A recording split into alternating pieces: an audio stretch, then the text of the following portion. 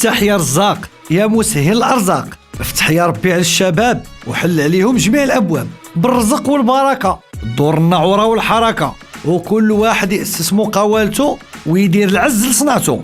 ايوا يا ربي سهل على كل شاب وشابة مغربية يديروا مقاولتهم ويحقوا الاستقلالية المالية. وما تنساوش اي سؤال في بالكم كيدور غادي تلقاو جوابه في موقع بودور.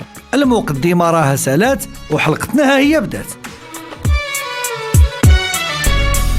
اليوم غادي نتكلموا لكم على برنامجنا الجديد يا فتح يا رزاق، اللي هو برنامج مفيد فيه مجموعة ديال النصائح المقاولاتية وموجه لكل شاب وشابة مغربية كيحلموا يأسسوا المقاولة واللي بلادنا عليهم عوالة باش يزدهر الاقتصاد وتدور النعورة في البلاد، لأن كل واحد إلا أسس مقاولته غادي ينفع راسو وينفع ناسو. كذلك البرنامج ما نساش الناس اللي حالين المحلات ديالهم وبغاو يسمعوا النصائحنا ويصغاو، كنقولوا لهم مرحبا والف مرحبا يا ساده. برنامج يفتح يا رزاق غادي تسمعوا له من الاثنين للجمعه على شاده، وغادي نتكلموا فيه على كل ما كيخص مقاولتكم من دقدق حتى السلام عليكم.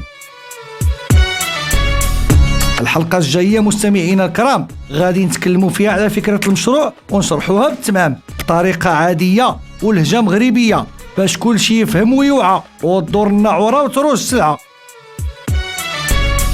وباش نشجعوا المستمعين درنا لهم مسابقه جوائزها في الحين، جاوبوا على السؤال الحلقه اليوميه غادي تربحوا 5 الجوائز هديه. ومن هنا الحلقه الجايه يا ساده الله يلاقينا في ساعه الخير مع شاده. وما تنساوش اي سؤال في بالكم كيدور غادي تلقاو جوابه في موقع بودور.